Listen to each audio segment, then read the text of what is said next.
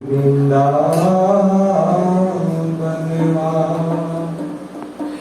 राधा तुम बड़भागिनी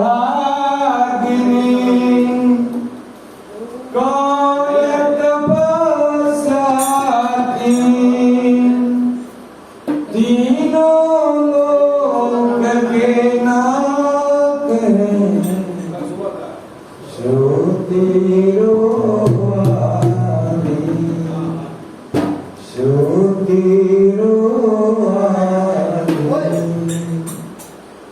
जय राधा माधव कुंज बिहारी जय राधा माधव कुंज बिहारी जय राधा माधव कुंज बिहारी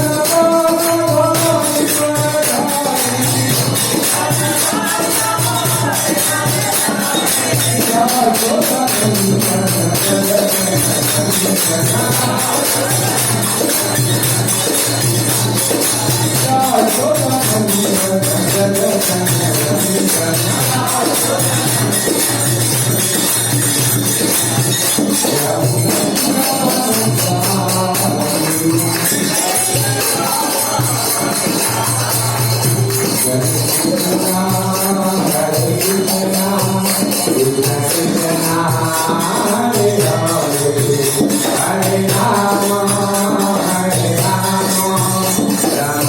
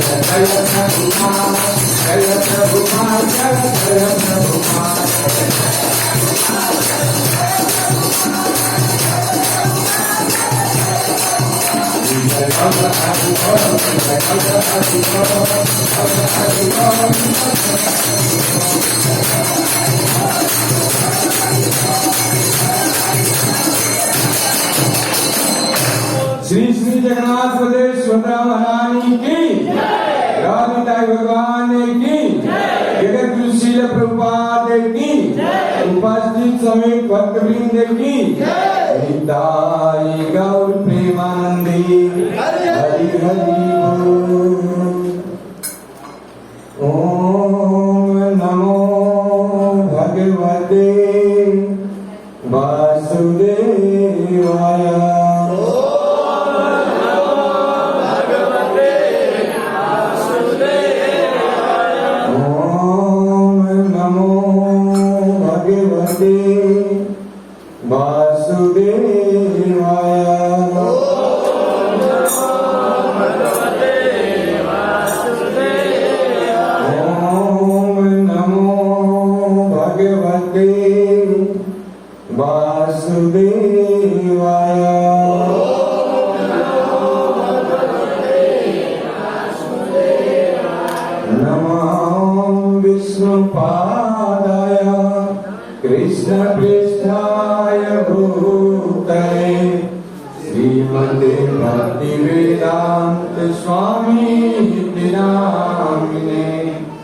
नमस्ते सरस्वती देवी गौरवाणी प्रचारिणे निर्विघ्नं विशेष शून्यवादी पाश्चात्य देश तारिणी।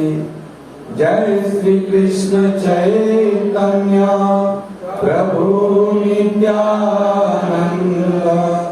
श्री अद्वैत गदाधर श्रीवासादि गौर भक्तवृंद।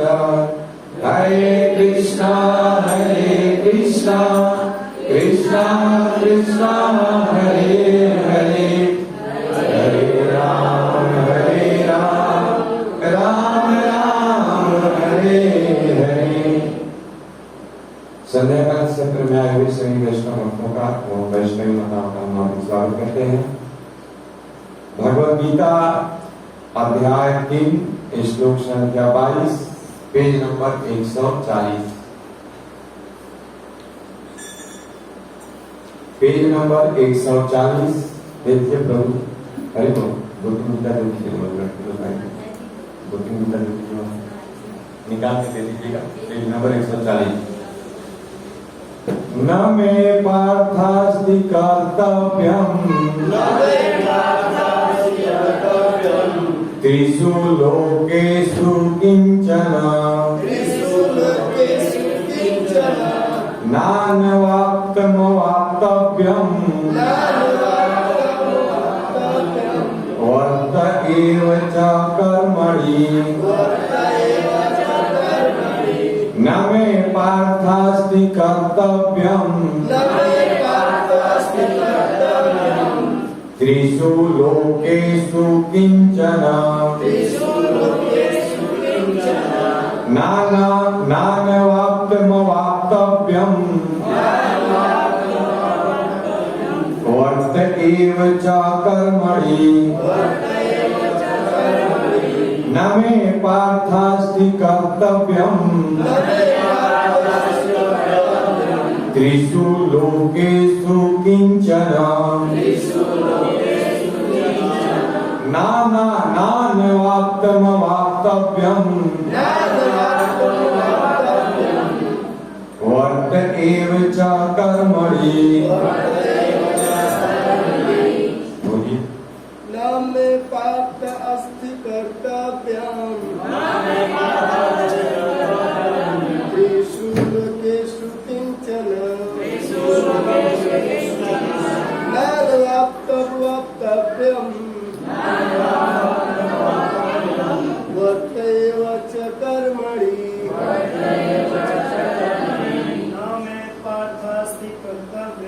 न मे पार्थ अस्ति कर्तव्यम् त्रिषु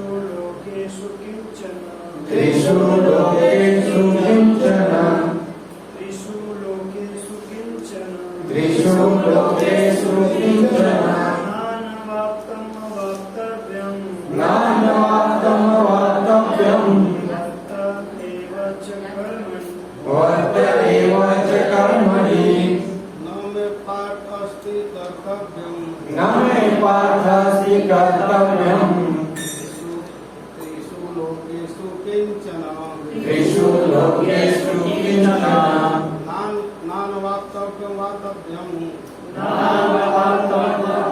नान्यवाप्तमवाप्तव्यम् एव च कर्मणि। न मे पार्थ अस्ति कर्तव्यम्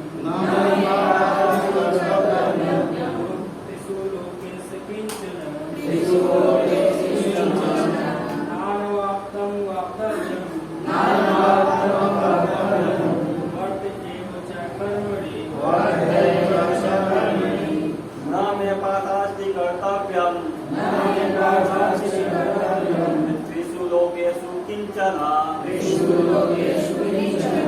नान्यवाप्तमवाप्तव्यम् वर्त एव च कर्मणि।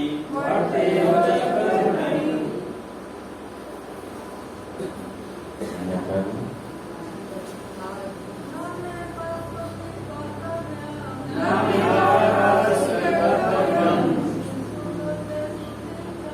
त्रिषु लोकेषु किंचन नान्यवाप्तमवाप्तव्यम् वर्त एव च कर्मणि। बोलो उसको। न मे पार्थास्ति कर्तव्यम् न मे पार्थास्ति कर्तव्यम् त्रिषु लोकेषु किंचन त्रिषु लोकेषु किंचन नान्यवाप्तमवाप्तव्यम् वर्त एव च कर्मणि वर्त एव च कर्मणि। न मे पार्थास्ति कर्तव्यम् त्रिषु लोकेषु किंचन नान्यवाप्तमवाप्तव्यम् वर्त एव च कर्मणि। न नहीं मैं मुझे पार्थ हे पिता पुत्र अस्ति है कर्तव्यम नियत कर्म त्रिषु तीनों लोकेषु लोकों में किंचन कोई न कुछ नहीं अनावाप्तम इच्छित अवाप्तव्यम पाने के लिए वर्ते लगा रहता हूँ एवं निश्चय च ही कर्मणि नियत कर्मों में। अनुवाद एवं तात्पर्य जगत गुरु श्री प्रभुपाद जी के द्वारा इस प्रकार से है। हे पिता पुत्र तीनों लोकों में मेरे लिए कोई भी कर्म नियत नहीं है। न मुझे किसी वस्तु का अभाव है और न आवश्यकता ही है, तो भी मैं नियत कर्म करने में तत्पर रहता हूँ। तात्पर्य में प्रभुपाद जी कहते हैं कि वैदिक साहित्य में भगवान का वर्णन इस प्रकार हुआ है। तमीश्वराणां परमं महेश्वरं तं देवतानां परमं च दैवतं पतिं पतीनां परमं परस्तात् वीरामि देवं भुवनाश्यमेत्यं न तस्य कार्यं करणं च विद्यते न तत्समश्चावधिकः च दृश्यते परास्य शक्ति विधिरेव श्रूयते परास्य शक्ति विधैव श्रूयते स्वाभाविकी ज्ञान बलि क्रिया च। कहते हैं कि परमेश्वर समस्त नियंताओं के नियंता है और विभिन्न लोकपालकों में सबसे महान है। सभी उनके अधीन हैं। सारे जीवों को परमेश्वर से ही विशिष्ट शक्ति प्राप्त होती है। जीव स्वयं श्रेष्ठ नहीं है, वे सभी देवताओं द्वारा पूज्य है और समस्त संचालकों के भी संचालक हैं। अतः वे समस्त भौतिक नेताओं तथा नियंताओं से बढ़कर और सबों द्वारा आराध्य है। उनसे बढ़कर कोई नहीं है और वे ही समस्त कारणों के कारण है। उनका शारीरिक स्वरूप सामान्य जीव जैसा नहीं होता। उनके शरीर तथा आत्मा में कोई अंतर नहीं है। वे परम हैं। उनकी सारी इंद्रियां दिव्य है। उनकी कोई भी इंद्रियां अन्य किसी इंद्रिय का कार्य संपन्न कर सकती है। अतः न तो कोई उनसे बढ़कर है और न ही उनके तुल्य है। उनकी शक्तियां बहुरूपिणी है। फलतः उनके सारे कार्य प्राकृतिक अनुक्रम के अनुसार संपन्न हो जाते हैं। चूंकि भगवान में प्रत्येक वस्तु ऐश्वर्य से परिपूर्ण रहती है और पूर्ण सत्य से ओतप्रोत रहती है, अतः उनके लिए कोई कर्तव्य करने की आवश्यकता नहीं रहती। जिसे अपने कर्म का फल पाना है उसके लिए कुछ न कुछ कर्म नियत रहता है, परंतु जो तीनों लोकों में कुछ भी प्राप्त करने की इच्छा नहीं रखता उसके लिए निश्चय ही कोई कर्तव्य नहीं रहता। फिर भी क्षत्रियों के नायक के रूप में भगवान श्री कृष्ण कुरुक्षेत्र की युद्ध भूमि में कार्यरत हैं, क्योंकि क्षत्रियों का धर्म है कि दीन दुखियों को आश्रय प्रदान करे। यद्यपि वे शास्त्रों के विधि विधानों से सर्वथा ऊपर है, फिर भी वे ऐसा कुछ भी नहीं करते जो शास्त्रों के विरुद्ध हो। जगत गुरु श्रील प्रभुपाद की जय। कल हम लोग श्रवण किए यद आचरति श्रेष्ठ तत् देवे तनुजना स यद प्रमाणम कुरुते लोकस तत् अनुवर्तते। चाहे घर का मुखिया हो, घर के परिवार का मुखिया हो, या फिर समाज का कोई श्रेष्ठ व्यक्ति हो, या फिर किसी गांव का पंचायत का मुखिया हो, या फिर राज्य का कोई मंत्री हो, या फिर देश का प्रधानमंत्री हो, या फिर कोई नेता हो, या फिर कोई समाज सेवी हो, या फिर कोई व्यास पर बैठकर कथा करने वाला व्यास का सिंहाचार्य हो, जो भी संसार में श्रेष्ठ व्यक्ति है, यद आचरति श्रेष्ठ, वह जैसा जैसा आचरण करता है और स्वयं प्रमाणम कुरुते, और वह अपने आचरण से जैसा प्रमाण प्रस्तुत करता है, संसार की भोली भाली जनता उसका पालन करती है। इसलिए राजा अगर अंधा है तो प्रजा भी अंधी। मैंने कल एक उदाहरण से समझाया कि जैसे ट्रेन का ड्राइवर सारे यात्री ट्रेन में बैठकर स्लीपर क्लास का टिकट लेकर निश्चिंत सोते हैं, लेकिन अगर ट्रेन का ड्राइवर सो जाए तो सबका सर्वनाश है।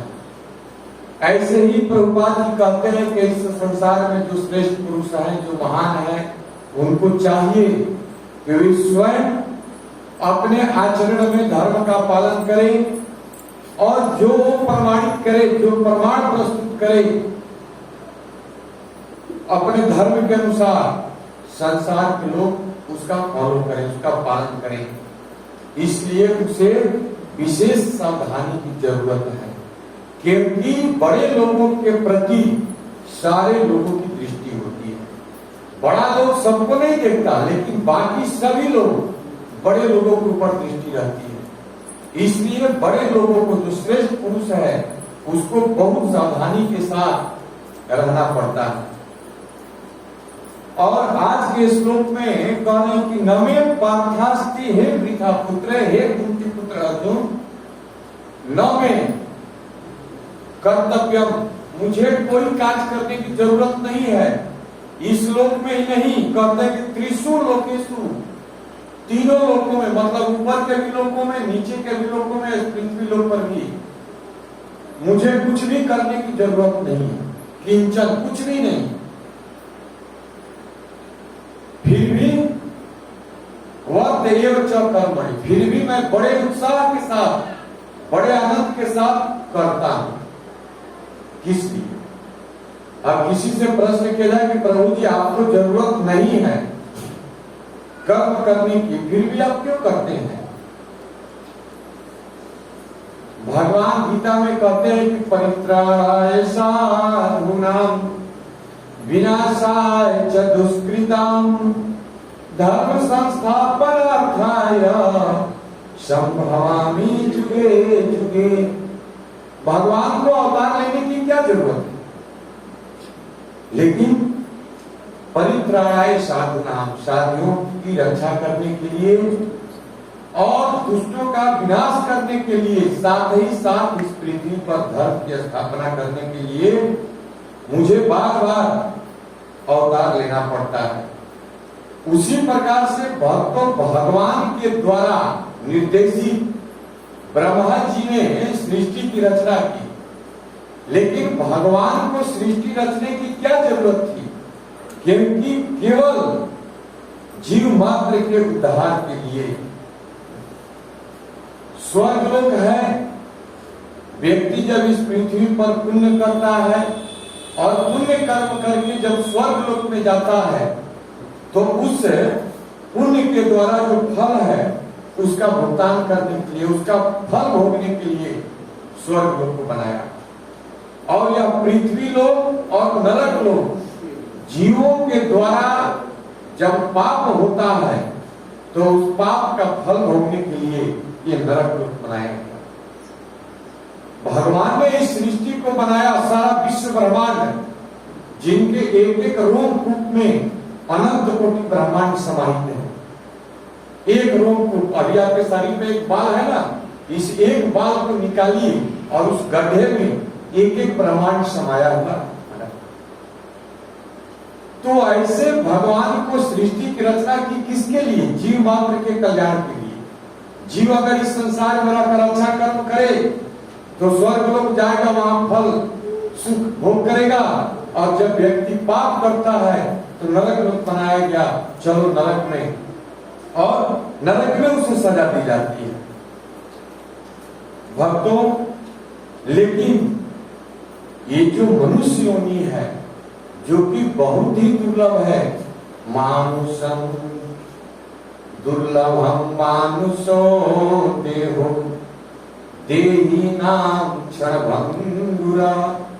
यह जो मानव शरीर प्राप्त हुआ है 84 लाख योनियों में हमें, यह इस पाप और पुण्य के फल को भोगने के लिए नहीं मिला। इस पाप और पुण्य के फल से ऊपर उठकर अपने परम गति को प्राप्त करने के लिए मिला। क्योंकि अगर आप पुण्य कर्म भी करेंगे और आप स्वर्ग लोक तक चले गए, लेकिन स्वर्ग लोक जाने के बाद छिन्ने पुण्य मत लोके विसंति, जैसे आपका छिन्न का पुण्य है, जैसे आपका पुण्य का छिन्न होगा, क्षय होगा, जितना दिन आपके पास स्टॉक होगा उतना दिन तो आप स्वर्ग में भोग भोगेंगे। लेकिन जैसे वो समाप्त होगा वैसे आपको पृथ्वी पर फेंक दिया जाए। छिन्न पुण्य मर्त लोके, इसको मर्त लोक कहा जाता है इस पृथ्वी को, तो मर्त लोके भी संत। जैसे हमारे आचार्य उदाहरण देते हैं कि जैसे आकाश में फ्लाइट उड़ रहा है, कब तक उड़ेगा? जब तक उसके अंदर ईंधन है, तेल है।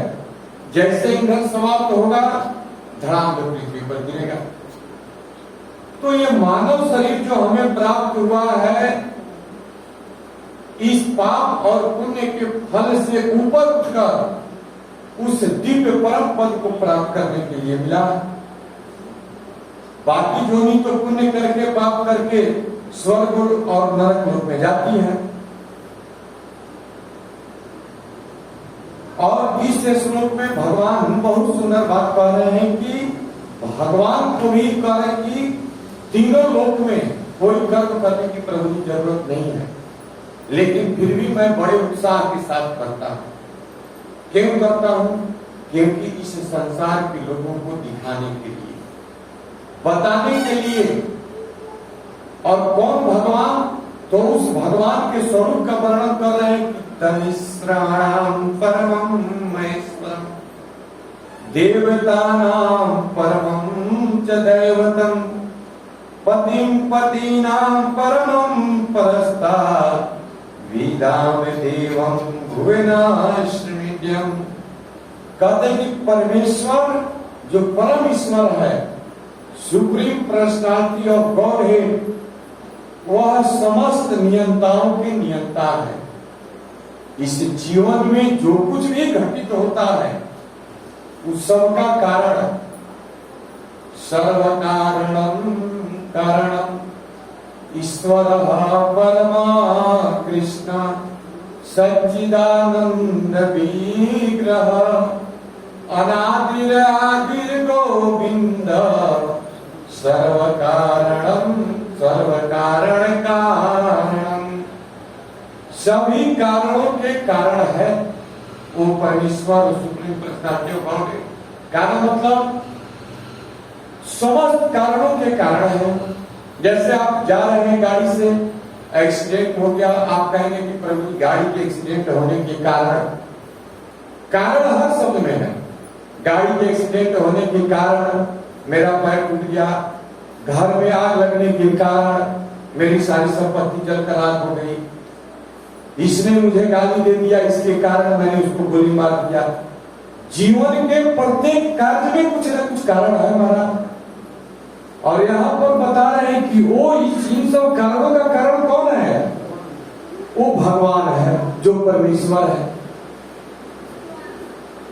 सर्व कारण कारणम। जब हम इस बात को तत्वतः समझ जाएं कि समस्त कारणों के कारण वो supreme personality of God Krishna है, भगवान है, तो फिर हमें लगता है कि इसमें किसी का कोई दोष नहीं। इसने हमें गाली दे दिया, इसने हमें अपमानित कर दिया, इसने हमें खूनमाला पहनाकर सम्मानित किया, इसने मुझे पैसा दिया, इसने छीन लिया। कुछ नहीं, सर्व कारण कारण। ये ब्रह्म संहिता का प्रथम श्लोक है। ब्रह्मा जी कह रहे हैं, कोई और नहीं कह रहा है। एक ऐसे महाजन कह रहे हैं 12 महाजन में से, जिन्होंने भगवान को तत्वतः समझा है, जिन्होंने अपने जीवन में भगवान के विषय में पूर्ण रूप से जिनको ज्ञात है, वो कह रहे हैं वो supreme personality of God and Krishna सर्व कारण कारणम है, और कहते हैं कि सब उनके अधीन है। बिना भगवान की इच्छा से संसार का एक पत्ता भी नहीं हिलता। सारे जीवों को परमेश्वर से ही विशिष्ट शक्ति प्राप्त होती है। जीव स्वयं श्रेष्ठ नहीं है। और जीव कौन है? तो गीता में भगवान कहते कि ममे वांसो जीव लोके जीव भूत सनातन।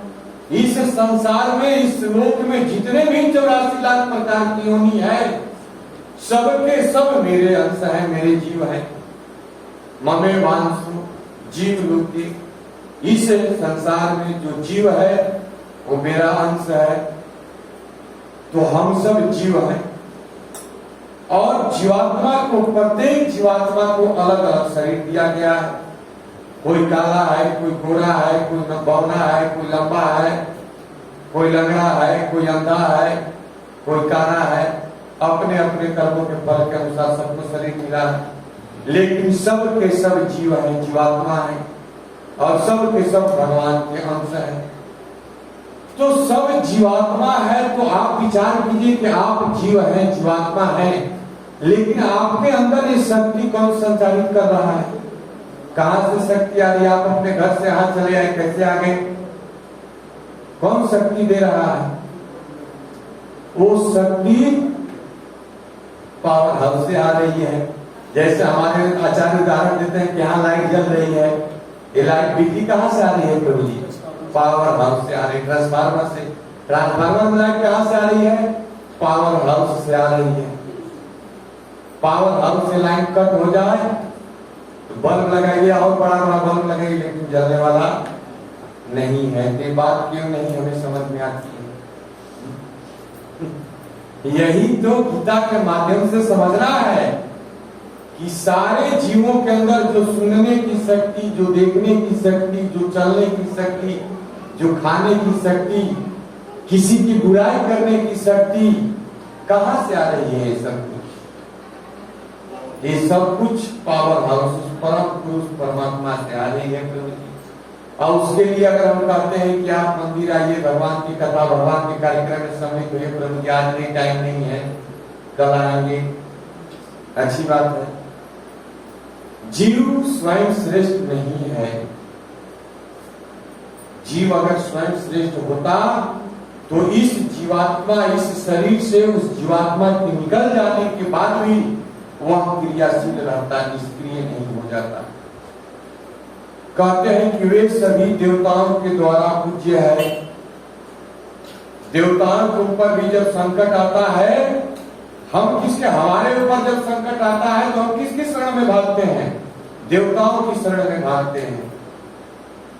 अभी नवरात्रि चल रहा है, बहुत से लोग नवरात्रि का पाठ कर रहे होंगे, नवरात्रि का व्रत किए होंगे, माई जी का दर्शन करने के लिए बहुत से भक्त गए होंगे, बहुत से लोग गए होंगे।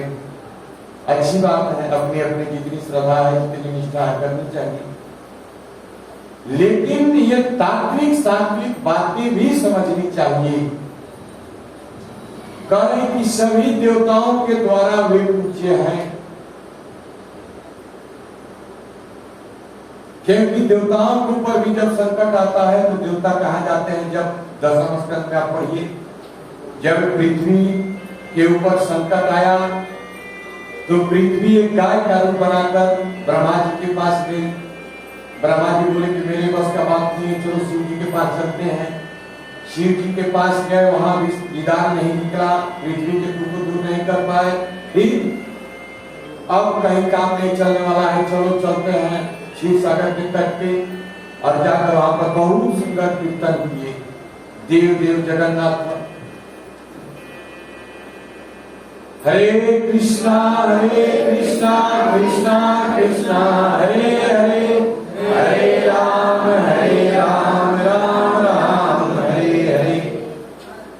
तो देवता भी भगवान की शरण में जाते हैं और कहते हैं कि समस्त संचालकों के भी संचालक हैं, अतः वे समस्त भौतिक नेताओं को नियंताओं से बढ़कर हैं और सबके द्वारा आराध्य है, पूजनीय है। सर्वेषां अपि आराधनानां आराध्यो भजेस्तनय, है ना श्लोक? वो श्लोक है,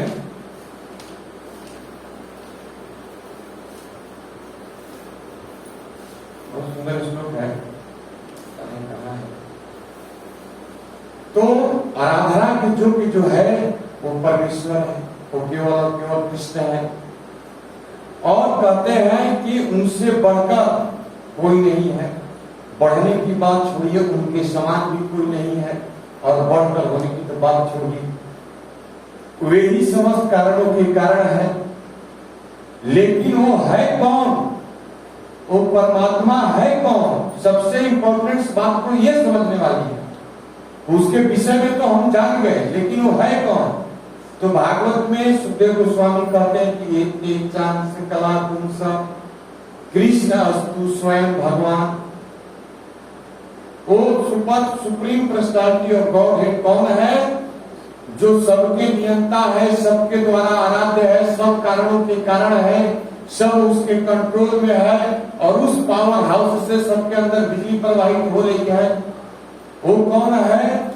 तो कहते हैं कि कृष्ण अस्तु स्वयं भगवान। फिर भी हम कहेंगे कि नहीं,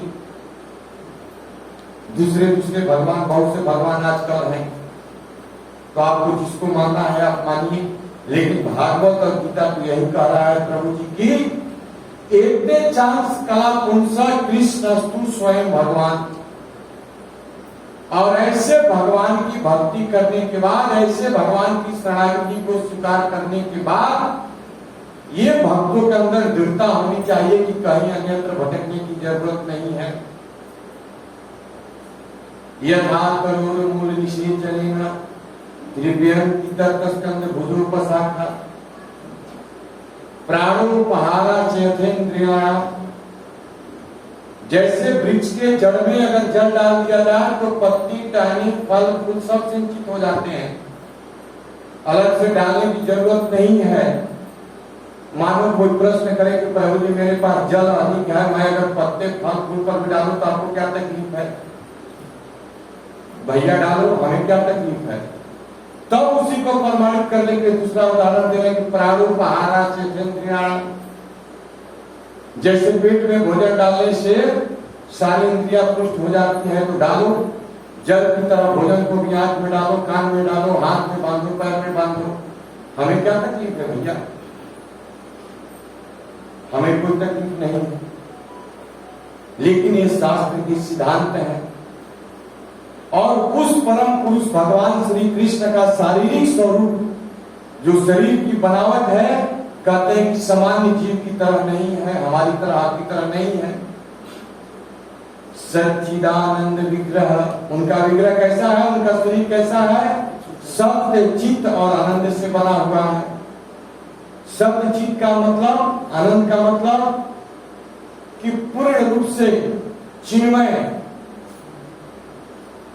सनातन, जिसका किसी भी काल में नाश नहीं होता है, जो कभी बूढ़ा नहीं होता है, जिसके गालों पर कभी छुरियां नहीं पड़ती, और चित्त ज्ञानमय, जहां से सभी जीवों को ज्ञान प्राप्त होता है, ऐसा ज्ञानमय स्वरूप है भगवान का।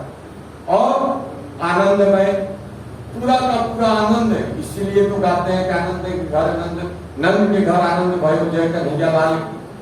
क्यों नहीं कहते कि नंद के घर कृष्ण भयो जय कन्हैया लाल की? क्योंकि वे आनंद के मूर्तिमान स्वरूप है। जैसे मेला में चीनीवा मिठाई बिकता है, चीनी का बना के घोड़ा हाथी, अक्सर ये बात हमें याद आ जाती है। जब भी मैं कथा करता हूँ बात याद आ जाती है। यहाँ उसका पूंछ तोड़ के खाइए, गर्दन तोड़ कर खाइए, या पेट से ही निकाल के खाइए, सबका सब मिठाई लगेगा। ऐसा भगवान का शरीर विग्रह है हमारा, पूरा का पूरा आनंदमय। और ऐसे भगवान के संपर्क में कोई जाए और कहे, एक बार एक प्रभु जी बता रहे थे कि हम कहते हैं कि प्रभु जी पैसा नहीं है, पैसा नहीं है, बहुत तबाही है, बहुत तबाही है, लेकिन कभी हमने विचार किया कि हमारा बाप कौन है? हमारा बाप है जिसकी सेवा हजारों लक्ष्मियां करती हैं। जिस प्रभु बता रहे थे, हम उस बाप के पुत्र हैं प्रभु जी जिसकी सेवा हजारों लक्ष्मियां करती हैं, और उस बाप के पुत्र होने के कारण हम भी भंगे बने हुए हैं। पैसा नहीं है प्रभु जी, बहुत तबाही है, बहुत दिक्कत है। विचार कीजिए कि उस भगवान को कैसा लग रहा है, मेरे पास इतना संपत्ति है, भीख मांगे। अरे हम लायक नहीं, नालायक है कि रहने के बाद भी पिता हमें नहीं दे रहा है। अगर आपके पास बहुत संपत्ति हो प्रभु जी, अगर आपका बेटा नालायक निकल जाए तो आप देंगे? एक फुटी का भी उसको नहीं देंगे, मरते जीवन तक। तो पिता तो हमारा करोड़पति है, हजारों लक्ष्मियां जिसकी सेवा करती है। ऐसे पिता के हम पुत्र हैं, लेकिन लायक नहीं है। दुर्भाग्य है हमारा कि हम नालायक हैं और कहते हैं कि हम भिखमंगे हैं, हमारे पास पैसा नहीं है। कहां से पैसा होगा? जिस दिन हम लायक हो जाएंगे उस दिन हम शान से कह सकते हैं कि उस हमसे धनी कौन है इस संसार में, हमसे पैसा किसके पास है? क्योंकि हम उस अनंत कोटि ब्रह्मांड के पिता के पुत्र हैं। तो भगवान का जो शरीर है प्रभु जी सच्चित स्वरूप है, उनके शरीर और आत्मा में कोई अंतर नहीं है। हमारा शरीर और हमारा आत्मा अलग है, उसकी सारी इंद्रियां दिव्य है। हमें अगर हमारे सामने भोजन की थाली ला कर रख दीजिए प्रभु जी, तो हाथ से उठाना पड़ेगा, मुंह में खाना पड़ेगा। लेकिन भगवान के सामने आप भोजन की थाली रख दीजिए, आंख से देखकर भी वे खा लेंगे। अंगानि यस्य सकले इंद्रिय वृत्तिवान की पश्यन्ति पान्ति कर्म किरण जगन। गोविंदवादि पुरुषोत्तम हम भजामि, ब्रह्मा जी कहते हैं कि अंगानि यस्य सकले इंद्रिय वृत्तिमान की पश्यन्ति पान्ति कलयन्ति चिरं जगन। कहते हैं कि भगवान किसी भी इंद्रिय से किसी भी कार्य को कर सकते हैं। आंख से चल सकते हैं, कान से खा सकते हैं, किसी भी इंद्रिय से किसी भी कार्य को कर सकते हैं एक लाइन में। और उनकी बहुत सी शक्तियां हैं, माया शक्ति भी उन्हीं की शक्ति है। कहते हैं, हम लोग कहते हैं कि माया इतनी प्रबल है कि महाराज जरा सुनने के बाद भी हमें मोहित कर देती है, क्यों नहीं करेगी? वो वायु की थोड़ी शक्ति है, अरे उस परम पुरुष भगवान की शक्ति है। लेकिन उसी माया को पार करने के लिए भगवान कहते हैं कि जहां मेरा भक्त मेरी कथा करता है, जहां मेरा भक्त मेरा कीर्तन करता है, वहां मेरी माया का प्रभाव नहीं होता। तो आप अगर रियल में चाहते हैं कि हमें इस माया को पार करना है, तो सीधी सी बात है कि सब कुछ छोड़कर मंदिर आ जाए। आप उसको उसी तरह से पार कर जाएंगे जैसे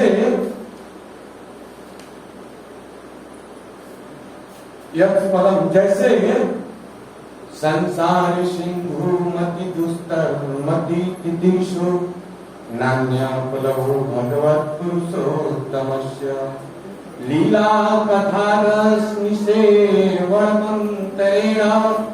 पुंसो भरेत विदुग्धवातिदस्य। यह संसार सिंधु दुस्तर सागर के समान है। जैसे किसी व्यक्ति को उस दुस्तर सागर में फेंक दिया जाए और कितना भी बड़ा तैराक हो, तैरने वाला हो, लेकिन वो उसको अति तितिर्षो उसको नहीं पार कर सकता। लेकिन उस डूबते हुए व्यक्ति को अगर किसी नौका का सहारा मिल जाए तो उस नौका पे सवार होकर महाराज उसको पार कर जाएगा उस सागर को।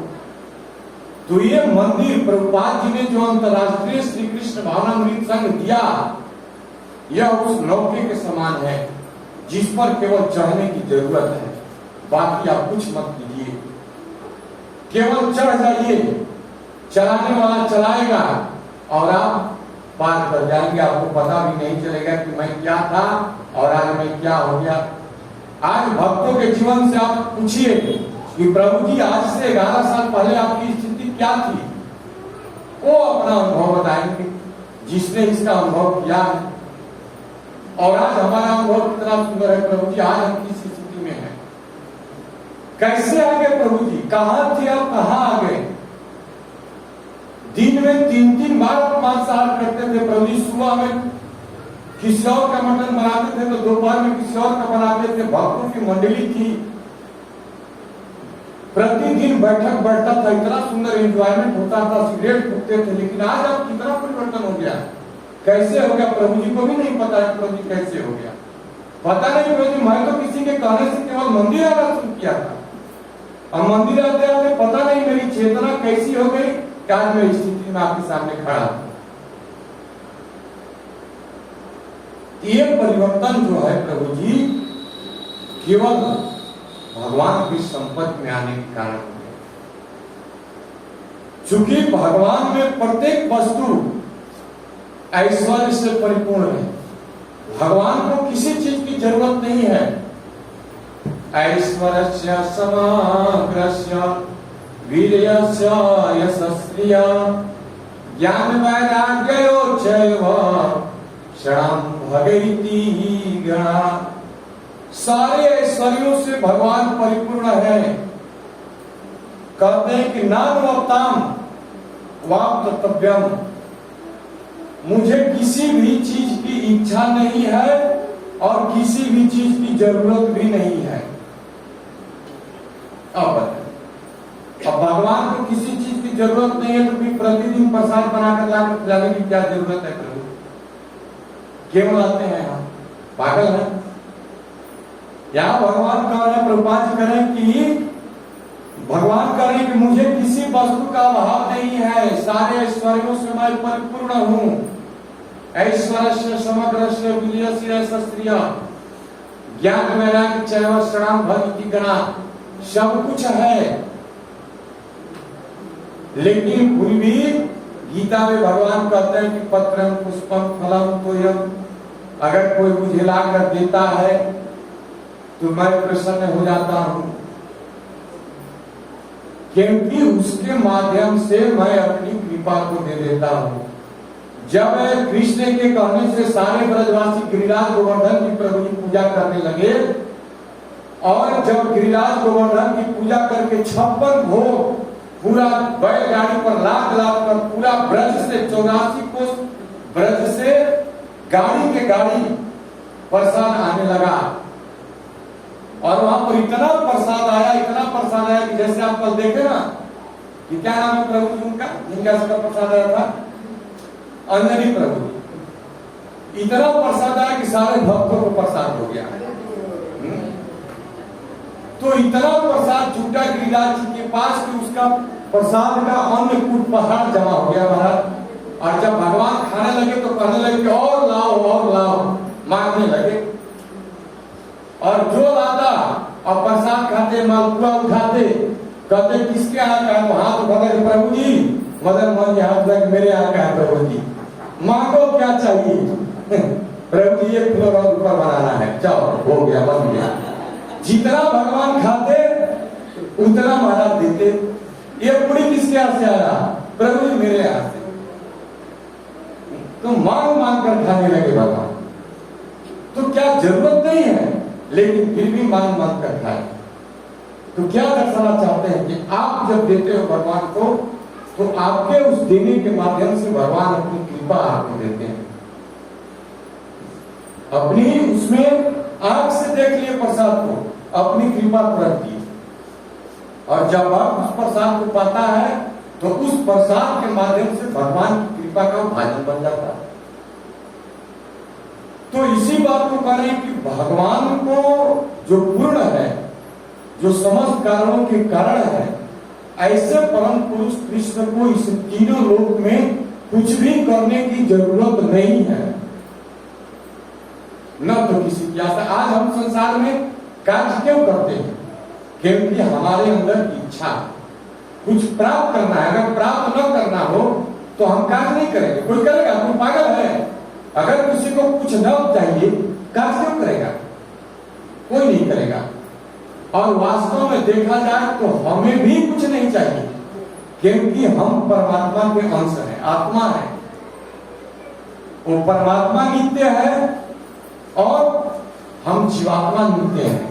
और संबंध जो होता है अपने जुड़ापन के साथ ही होता है।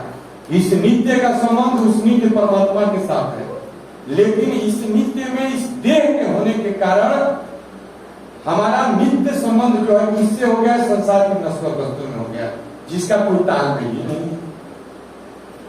तो वास्तव में हमें भी कुछ नहीं चाहिए। चाहिए इस शरीर को, इस शरीर की मांग है, इन इंद्रियों का मांग है। क्या बढ़िया बढ़िया प्रसाद खिलाओ, आप बढ़िया बढ़िया मकान बनाओ, आप बढ़िया बढ़िया 4 व्हीलर गाड़ी खरीदो, हमें नहीं चाहिए।